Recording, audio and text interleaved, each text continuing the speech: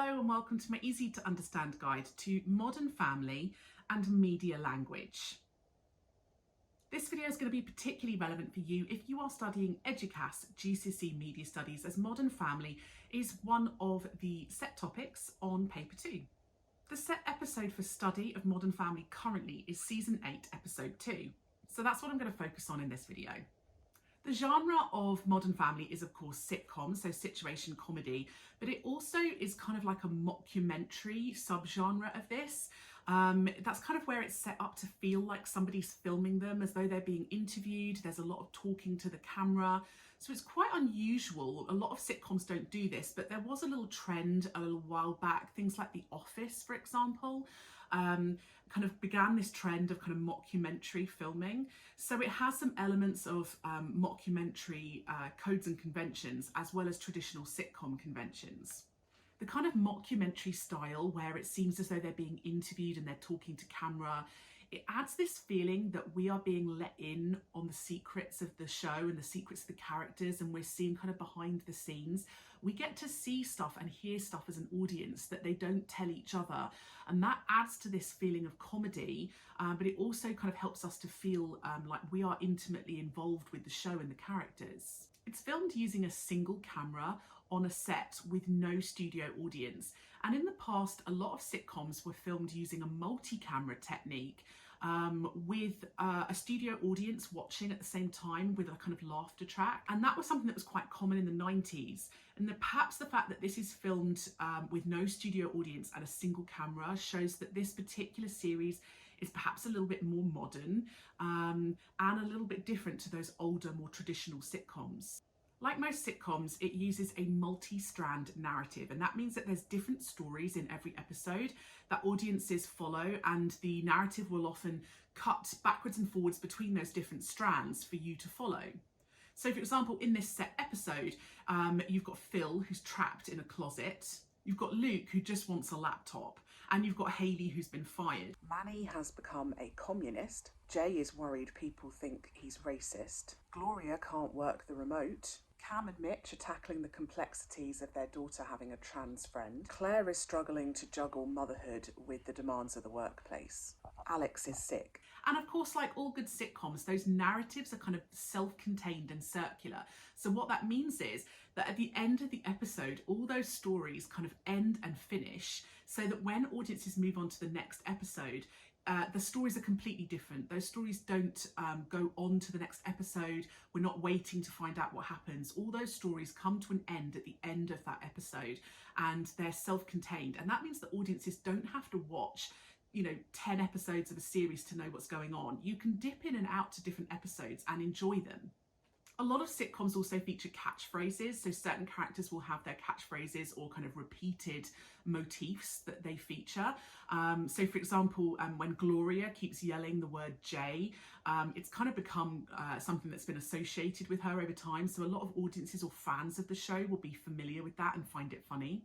Like most comedies, it features a combination of both physical and verbal humour. So you've got physical, almost slapstick humour. For example, the dad trips over quite a lot. And you've also got lots of verbal humour, like puns, jokes, misunderstandings between characters. The actions add to the humour as well, and also tell us quite a lot about the characters. So Phil desperately counting out sweets, it kind of adds to this feeling of desperation and humour as he's trapped. Of course, comedy is often about failure, people failing to do the things that they wanted to do. You've got the constant trying to reset the router in the house, and the fact that it constantly fails.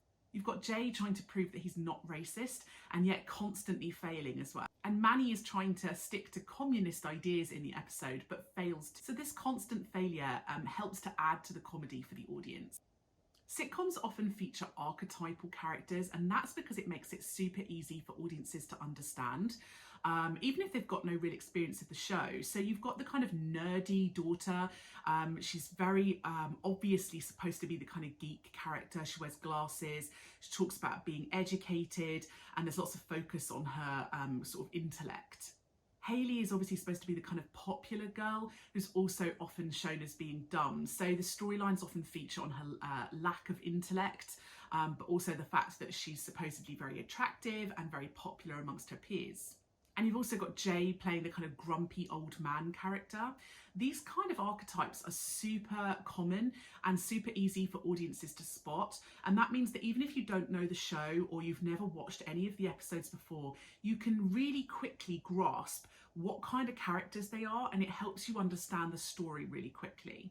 The archetypes also create these binary opposites, and binary opposites are a great way of adding to conflict and comedy. So, for example, the kind of nerdy intellectual daughter versus the kind of much more popular daughter. The idea is to kind of create this conflict between them where they argue, they disagree, they don't get along, they don't see the world in the same way as each other. So this conflict adds to the kind of comedy value of the narrative. And audiences will often position themselves with one of those characters depending on how they feel about themselves. The clothing they wear in the episode acts as kind of shorthand cues, which we can kind of deconstruct or decode as audiences. So the dressing gown, for example, immediately tells us that Alex is sick, that she's not very well. Manny's suit tells us that he's not a conventional kid, that he's quite unusual, that he's quite formal, maybe quite smart, maybe wealthy, but also the style of the suit also is kind of recognisable to quite a lot of audiences as being quite communist. Like most sitcoms, Modern Family features a variety of familiar settings to audiences. So a lot of the episodes are set in the home, so in various homes, different families, and then also in things like the workplace and in school. These familiar settings make the show quite relatable and familiar, and it adds consistency for audiences. It also makes the show feel quite realistic, because they're not setting these episodes in kind of fantastical locations or settings. It's places that a lot of audiences can identify with. A lot of sitcoms in the past have been criticised for a lack of diversity, and so adding a little bit more diversity into this series, so for example having 2 gay dads, having a Vietnamese daughter, a lot of this can add a little bit of diversity that perhaps doesn't exist in other sitcoms, and it makes it stand out and gives it a little bit of a unique selling point. So that was my easy to understand guide to media language in Modern Family. Don't forget to check out my channel for other videos that might be relevant for you. And if you would like a video that I don't already have, leave a little comment below and I'll see what I can do.